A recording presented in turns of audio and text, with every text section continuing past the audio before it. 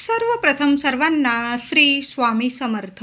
स्वामी महाराजांच्या कृपेने तुमच्या सर्व चांगल्या इच्छा पूर्ण होत ही स्वामींचरणी प्रार्थना करते आणि आजच्या व्हिडिओला सुरुवात करते. या वर्षीची वटपौर्णिमा 29 जून 2026 सोमवार दिवशी आलेली आहे.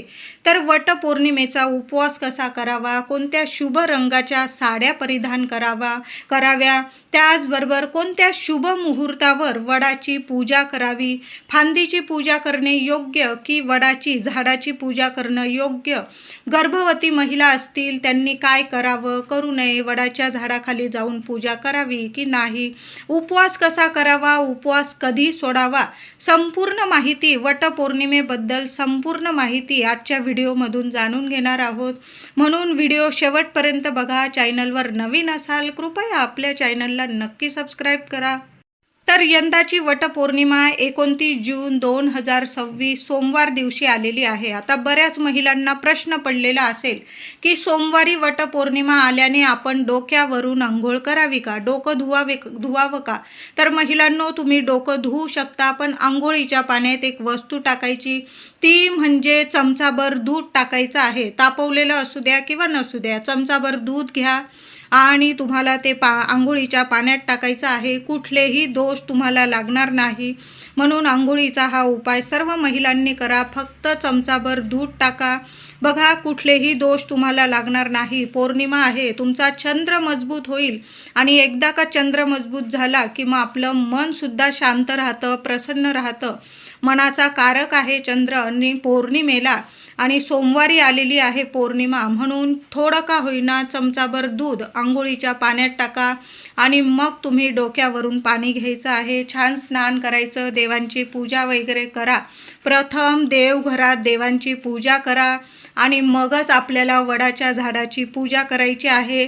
आता बऱ्याच महिलांना वडाच्या झाडाखाली जाऊन पूजा करता येत नाही. मग बऱ्याच ठिकाणी फांदीची पूजा केली जाते. तर महिलांनो, तुम्ही फांदीची पूजा करू शकता. तुम्ही बाजारातून विकत फांदी आणू शकता आणि त्याची सुद्धा पूजा करू शकता. आता नाहीच जमलं झाडाखाली जाणं, मग काय पूजा थांबवायची का, तर अजिबात नाही. तुम्ही फांदी विकत आणलेली असेल, चुकून सुद्धा फांद्या तुम्ही तोडू नका.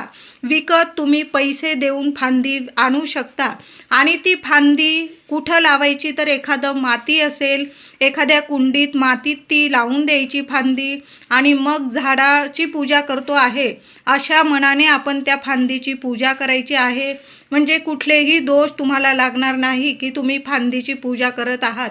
ज्यांना जमत असेल त्यांनी अवश्य झाडाखाली जाऊनच पूजा करायची आहे. अगदी नाही जमलं तर म्हणते की तुम्ही फांदीची पूजा करू शकता.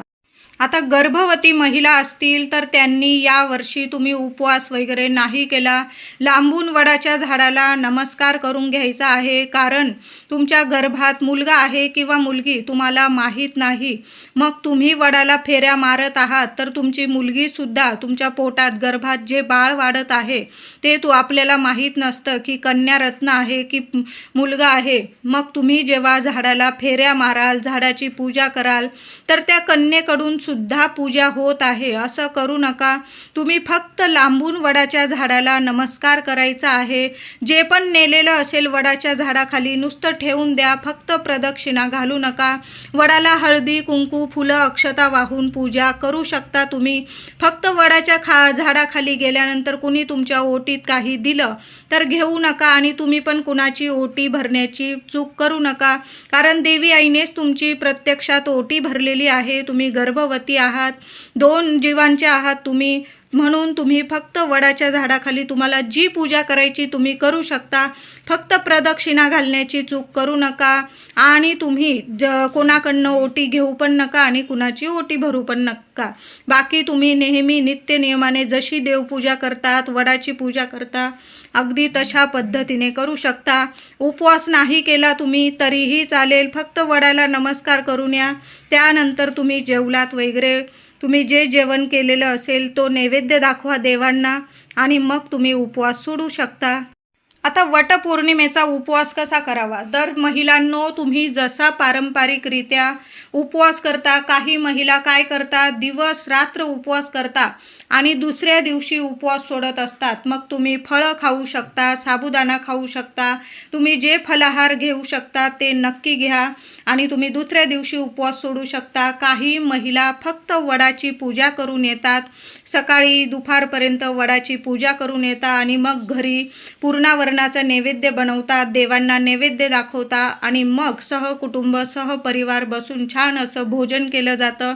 तर तुमच्या घरात जशी परंपरा आहे, अगदी कुणी सांगतंय मग तुम्ही दिवस रात्र उपवास करत आहात, मुळीच नाही. तुम्ही जसा दरवर्षी प्रमाणे उपवास करतात अगदी तशाच पद्धतीने करायचं आहे. त्यात कुठलाही बदल करू नका. तुम्ही आधीपासून जर पूर्ण दिवस रात्र उपवास करत असाल तर तशाच पद्धतीने करा. तुम्ही जर फक्त वडाची पूजन करून येऊस्तोवर उपवास करता, तुम्ही फक्त वडाचं पूजन करून आल्यानंतर जो नैवेद्य बनवलेला आहे देवांना दाखवा. एखादा गाईला घास देता आला नैवेद्य, पुरणाची पोळी खाऊ घाला, ताजी चपाती तूप गूळ लावून खाला. सवाष्ण आहे गाय गोमाता, 33 कोटी देवी देवता वास करतात तिच्या पोटामध्ये. तिच्या पोटाला हात लावा, तिला नैवेद्य खाऊ घाला, तिला हळदी कुंकू लावा आणि मग आपण उपवास सोडायचा आहे. वटपौर्णिमा म्हणजे बघा, सावित्रीने आपल्या पतीचे प्राण परत मिळवण्याकरता यमराजाला भक्तीने संतुष्ट केले व आपल्या पतीचे प्राण परत मिळवले. ज्या वृक्षाखाली तो पुन्हा जिवंत झाला ते झाड होते वडाचे. त्यावेळी सावित्रीने वडाच्या झाडाची मनोभावे पूजा केली. या प्रसंगाची आठवण म्हणून आजही आपण सर्व स्त्रिया वडाची पूजा करत असतो. वड हे देवतुल्य असे झाड आहे. वडाच्या झाडामध्ये प्रत्यक्ष ब्रह्मा विष्णू महेश तिन्ही देवतांचे स्थान असते. मुळाशी श्री ब्रह्मदेवता वास करता, पानांमध्ये श्री विष्णू देवता वास करता आणि टोकाशी शिवजींचा वास असतो. म्हणून वटपौर्णिमेला वडाच्या झाडाचे पूजन केल्याने तिन्ही त्रिदेवांचे पूजन केल्याचे फळ आपणास मिळते. बघा किती सुंदर, त्रिदेवांचे पूजन केल्याचे आपणास फळ मिळते जेव्हा आपण वडाचे पूजन करत असतो. तर पूजेला कोणते साहित्य लागते अगदी थोडक्यात सांगते. 2 हिरव्या बांगड्या लागतील तुम्हाला, शेंदूर, 1 गळसरी, अत्तर, कापूर, पंचामृत, दूध, पूजेचे वस्त्र, विड्याची पानं, सुपारी, गूळ खोबऱ्याचा नैवेद्य, आंबे, दुर्वा, गहू या सर्व वस्तू एका ताटात आपल्याला नीट घ्यायच्या आहे. नीट ठेवून घ्या. तुम्ही घरी पूजा करा किंवा तुमच्या घराजवळ जे वडाचं झाड असेल देवळात वगैरे तिथं जाऊन आपण पूजा करताना ते ताट छान असं झाकून घेऊन जायचं आहे. प्रथम सुपारीच्या गणपतीची, तिथं गेल्यानंतर प्रथम सुपारीची गणपती मांडून घ्यायचा आहे. सुपारीचा 2 विड्याची पानं ठेवायची, त्यावर 1 रुपयाचं नाणं, सुपारी मांडून घ्यायची आणि प्रथम गणपतीची पूजा करायची आहे. वडाखाली आपण हळद कुंकू अक्षता वाहून पंचोपचार पूजा करावी. नंतर सूत गुंडाळलेल्या म्हणजे सौभाग्य अलंकार असलेल्या पुडीची, तुम्हाला बाजारात पुडी, पूजेची पुडी, त्यात सर्व काही असतं. बांगड्या असते, गळसरी असतं, हळदी कुंकू, काही बदाम खारीक, सर्व म्हणजे पूजेची तुम्हाला पुडी वगैरे मिळून जाईल पूजेच्या दुकानात. ती पुडी ठेवायची आहे वडाच्या झाडाखाली. त्या पुडीची सुद्धा पूजा करायची आहे. म्हणजे आपण याचा अर्थ असा होतो की सावित्री मातेला आपण सर्व सौभाग्य अलंकार अर्पण केलेले आहे. त्या पुडीची पूजा करायची आहे. वटपौर्णिमेची आरती म्हणायची आहे. वडाला 7 प्रदक्षिणा घालायच्या आहे. प्रदक्षिणा घालताना 7 वेळा सूत धागा गुंडाळायचा आहे आणि उरलेली सुताची गुंडी, महिलांनो काही महिला चूक करतात, उरलेली सुताची गुंडी तोडून घेतात. असं करू नका. तिथंच तुम्हाला खोचून द्यायची आहे आणि तुम्ही जेव्हा आपण वडाची पूजा करायला जाल 7 फेरे मारल्यावर सुताची गुंडी तोडू नका आणि कुणाला देण्याची चूक तर अजिबात करू नका. प्रत्येक महिलेने आपल्या पूजेचं ताट नीट तयार करावं आणि मग वडाच्या झाडाखाली जायचं आहे. कुणाकडंच काहीच वस्तू मागू नका. आता आंबे वगैरे मागितले तुम्ही, गहू वगैरे मागितले, ठीक आहे, पण सुताची गुंडी अजिबात कुणाला देऊ पण नका आणि घेऊ पण नका. या गोष्टींची काळजी सर्व माझ्या महिलांनी जरूर करायची आहे. तुम्हाला कोणी सुताची गुंडी देत असेल अजिबात घेऊ नका आणि तुम्ही सुद्धा कुणाला देऊ नका आणि तोडायची चूक तर अजिबात करू नका. 7 प्रदक्षिणा 7 वेळा सूत गुंडाळल्यानंतर तो सूत तिथंच खोचून द्यायचा आहे, तोडायचा नाही. वडापुढे नमस्कार करावा. जन्मोजन्मी हाच जोडीदार मिळावा. जोडीदारासोबत संपूर्ण आयुष्य सुख, समाधान, आनंद, आरोग्य, ऐश्वर्याने, गोकुळाने फुलून राहावं अशी मनापासून सर्व महिलांनी प्रार्थना करायची आहे. स्त्रियांनी या दिवशी उपवास करावा. किमान वडाची पूजा करेपर्यंत तरी उपवास जरूर करावा. 4 दिवस असतील. गरोदर स्त्रियांनी फक्त लांबून नमस्कार करायचा आहे आणि आपल्या पतीला उदंड आयुष्य, आरोग्य, सुख, शांती प्रार्थना करायची आहे. पूजा तुम्ही करू नका. गरोदर महिलांनी उपवास करू नये. फक्त हात जोडून प्रार्थना करा. तुम्ही हळदी कुंकू वाहू शकता. मी तुम्हाला सांगितलं गरोदर महिलांनी कशा पद्धतीने पूजा करायची. अगदी साध्या सोप्या पद्धतीने मनोभावे आपल्याला वडाच्या झाडाची पूजा करायची आहे वटपौर्णिमेला. तर वटपौर्णिमेला कोणत्या शुभ मुहूर्तावर आपण वडाची पूजा करायची आहे? प्रथम मी तुम्हाला राहू काळ कोणत्या वेळात आणि काळात आहे सांगून देते. या वेळात, या काळात चुकून सुद्धा वडाच्या झाडाखाली जाऊन पूजा करू नका. घरी जरी फांदीची पूजा करत असाल, महिलांनो, जरी तुम्हाला ऑफिस आहे तरी पण राहू काळात पूजा करू नका. हा 2 तासाचा राहू काळ टळून जाऊ द्यायचा आहे. तर 29 जून 2026 सोमवार दिवशी सकाळी 7 वाजेपासून ते सकाळी 9 वाजेपर्यंत असा हा 2 तासाचा राहू काळ असणार आहे. चुकून सुद्धा या वेळात, या काळात, राहू काळात पूजा करू नका.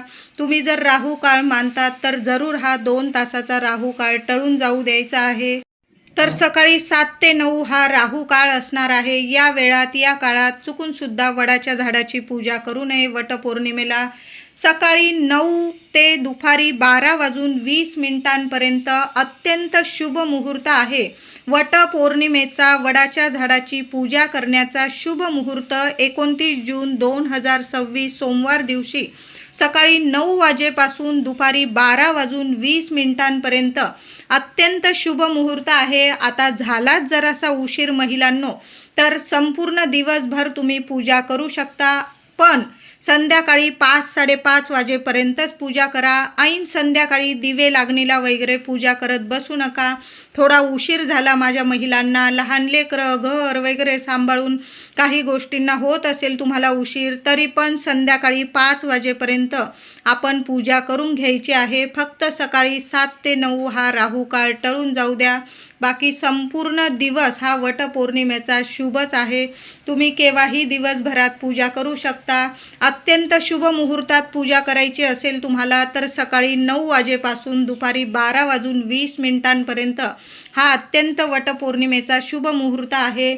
काही कारणास्तव झालाच तुम्हाला उशीर तर मग संध्याकाळी 5 वाजेपर्यंत या शुभ मुहूर्तावर तुम्ही पूजा करू शकता. आणि जास्त वेळ करू नका, म्हणजे दिवे लागणीला वगैरे कुठल्याच झाडाला हात लावू नये आणि वडाच्या झाडाला तर मुळीच हात लावू नये. म्हणून तुम्ही संध्याकाळी 5-5:30 वाजेपर्यंत पूजा करू शकता. आता वटपौर्णिमेला कोणत्या शुभ रंगाच्या साड्या घालाव्या? तर स्त्रियांनी वटपौर्णिमेला हिरव्या रंगाची साडी परिधान करा. सुख सौभाग्याचे प्रतीक आहे हिरवा रंग. हिरवा रंग हा देवी आईचा आवडता बहरलेला शुभ रंग आहे, म्हणून या दिवशी हिरवा रंग परिधान करा. त्याचबरोबर लाल, पिवळा, हळदी कुंकवाचा रंग आहे. प्रत्यक्ष माता लक्ष्मी, श्रीहरी विष्णू, गणपती बाप्पांचा प्रिय रंग आहे, म्हणून हळदी कुंकवाचा रंग परिधान करा. लाल, पिवळा, तुम्ही ऑरेंज रंग, केशरी रंग परिधान करू शकता. उगवत्या सूर्यासारखा तेजस्वी रंग आहे. या दिवशी आवर्जून ऑरेंज रंग परिधान करू शकता. गुलाबी, जांभळा हाही रंग प्रेमाचे प्रतीक आहे, म्हणून हा रंग तुम्ही परिधान करू शकता. त्याचबरोबर मोरपिशी, निळा, जांभळा तुम्ही या रंगाचे वस्त्र नेसून परिधान करून साड्या वडाची पूजा करू शकता. चुकून सुद्धा काळा रंग असेल, संपूर्ण पांढरा असेल किंवा साडीला काळ्या रंगाची बॉर्डर असेल, तुम्ही जर मानतात महिलांनो डार्क निळ्या रंगाचा जो काळपट दिसत असेल अशा साड्या चुकून सुद्धा परिधान करू नका. तुम्ही जर मानतात या गोष्टी तर आवर्जून माना. छान छान रंग असतात. वर्षातून एकदाच आपण हा सुख सौभाग्याचा सण साजरा करतो. जशी हरतालिका साजरी करतो तसंच आपण वटपौर्णिमेचा सण सुद्धा मोठ्या उत्साहात साजरा करतो. मग हा सण आपण छान रंगाच्या साड्या नेसून जर साजरा केला तर मनाला पण आनंद मिळतो आणि जी पूजा करतो आपण त्याचं संपूर्ण फळ आपल्या पदरात मिळत असतं. त्याचबरोबर बांगड्या घालताना हिरव्या चांगल्या नवीन बांगड्या भरल्या तुम्ही महिलांनो तर अतिशय उत्तम. 4 दिवसात घातलेल्या सुतकात वगैरे घातलेल्या बांगड्या असतील काढून टाका. नवीन हिरव्या रंगाच्या बांगड्या भरायच्या आहे आणि जिथं तुम्ही पूजा करायला जाल तिथं एक महिला मिळो, सवाशीण स्त्री, तिची तुम्ही ओटी भरू शकता. खणा नारळाची भरा किंवा फक्त आंबा, गहू, एखाद्या वडाच्या पानावर, वडाचं पान नाही भेटलं रुमालात वगैरे सुद्धा तुम्ही पानं तोडायची नाही, आपल्याला गळून पडलेली असेल ते तुम्ही घेतलं तर चालेल किंवा एखाद्या कागदात वगैरे सुद्धा तुम्ही ओटी देऊ शकता. आंबा, गहू अशा पद्धतीने एखाद्या सवाशीण स्त्रीची ओटी आवर्जून भरा. तुम्ही जशा पद्धतीने दरवर्षी वटपौर्णिमा साजरी करतात ना, अगदी तशाच पद्धतीने साजरी करायची आहे. महिलांनी वडाची पूजा करण्या अगोदर महिलांनो देवघरात देवांची पूजा करा, अभिषेक करा देवांना. छान अशी पूजा करून देवी आईला, तुमची कुलदेवी असेल माता लक्ष्मी, तिला हळदी कुंकू अर्पण करायचं आहे. एक आंब्याची ओटी प्रथम आपल्या देवघरात आपल्या कुलदेवी समोर माता लक्ष्मी समोर अर्पण करायची आहे. हळदी कुंकू फुलं अक्षता वाहून पंचोपचार देवी आईची प्रथम पूजा करा. एक अखंड दिवा आपल्या देवघरात चालू ठेवायचा आहे. त्याचबरोबर दुसरी ओटी म्हणजे ती आपल्या तुळशी मातेची भरायची आहे. तुळशीजवळ सुद्धा एखाद्या वाटीत थोडेसे मुठभर गहू घ्या, एक आंबा ठेवा, हळदी कुंकू फुलं अक्षता वाहून तुळशीची पूजा करा. ती ओटी अर्पण करायची आहे. छान अशी तयारी करा, जेवढं छान सजता येईल तुम्हाला. बघा वर्षातले हे 2 दिवस असतात, आपण छान असं साज शृंगार करत असतो. छान साज शृंगार करा, नथ घाला, चांगल्या छान रंगाची शुभ रंगाची साडी घाला, बांगड्या घाला. जेवढं साज शृंगार करता येईल छान तयार होऊन अगदी शांततेत आपल्याला वडाच्या झाडाची पूजा करायला जायचं आहे. पण प्रथम आपल्या देवी आईची देवघरात ओटी भरा, आपल्या तुळशी मातेची ओटी भरा. नंतर ते आंबे तुम्ही प्रसाद स्वरूप खाऊ शकता, लेकरांना देऊ शकता. जे तुळशीत किंवा देवघरात जे गहू ठेवलेले असतील ते तुम्ही तुमच्या डब्यात सुद्धा टाकू शकता. अशा पद्धतीने आपल्याला वडाच्या झाडाची छान पूजा करायची आहे. देवघरात एक दिवा चालूच ठेवायचा आहे. वटपौर्णिमेला गाय दिसली तर गाईला नैवेद्य जरूर खाऊ घाला. नाहीच काही मिळालं तर मूठभर गहू तरी तिला आवर्जून खाऊ घाला. यामुळे पतिदेव मुलांवर कुठलंच संकट कधीच फिरकणार नाही. म्हणून गोमातेची सेवा आवर्जून करायची आहे महिलांनो. वटपौर्णिमेची थोडक्यात कथा सांगते. सावित्रीने सत्यवानाबरोबर विवाह केला. सत्यवानाला 1 वर्षाच्या अंती मृत्यू येणार असे नारद मुनींनी तिला सांगितले होते. नारदाने सांगितलेल्या दिवसाच्या पूर्व 3 दिवस तिने उपवास सुरू केले. तो लाकडे फुले फळे आणण्याकरता अरण्यात गेला असता सावित्री त्याच्या बरोबर गेली. ते वनातील शोभा पाहत पाहत चालले होते, पण सावित्रीचे मन मात्र जागेवर नव्हते. सत्यवानाने सर्व फळे गोळा केली. वाळलेली लाकडे तोडण्यासाठी तो झाडावर चढला. नंतर त्याला चक्कर यायला लागली व तो घाबरला. डोळ्यापुढे अंधार वाढू लागला. सावित्री पतीला म्हणाली, नाथ, आपण थोडा वेळ विश्रांती घ्या, म्हणजे आपणास बरे वाटेल. सत्यवान सावित्रीच्या मांडीवर डोके ठेवून झोपला. इतक्यात तिला समोरून एक दिव्य पुरुष येताना दिसला. क्षणात त्याने आपले मृत्यूपाश सत्यवानाचे प्राणहरण करण्याकरिता टाकले. हे पाहून सावित्रीने त्या दिव्य पुरुषाच्या चरणावर मस्तक ठेवले. त्या दिव्य पुरुषाला नमस्कार केला व तिने विचारले की तुम्ही कोण आहात? तेव्हा तो पुरुष म्हणाला, मी प्राणहरण करणारा यमराज आहे. हे ऐकून सावित्री त्याच्या पाठोपाठ जाऊ लागली. हे पाहून यमराज म्हणाले, सावित्री, तू पतिव्रता आहेस, तू धार्मिक आहेस, तुझ्या पतिसेवेवर मी प्रसन्न आहे. तेव्हा जो पाहिजे तो वर माग. तेव्हा तिने आपल्या पतीचे प्राण परत यावे असा वर मागितला व चमत्कार झाला व सत्यवान पुन्हा जिवंत झाला. सावित्रीची पतीवर किती निष्ठा आहे याची ही परीक्षा होती. यावरून सावित्रीने पतिनिष्ठा व पतिव्रता या गुणांनी प्रत्यक्ष यमराजाला हरवले, अशी ही कथा आहे. बघा किती सुंदर कथा आहे ही. तर वटपौर्णिमा 2026 कशी साजरी करावी, उपवास, पूजा वगैरे शुभ मुहूर्त संपूर्ण माहिती आजच्या व्हिडिओमधून मी तुम्हाला सांगितलेली आहे. महिलांनो, फक्त काळा, पांढरा, डार्क निळा किंवा फाटलेले, तुटलेले 4 दिवसात वापरलेले वगैरे वस्त्र नेसू नका. या दिवशी छान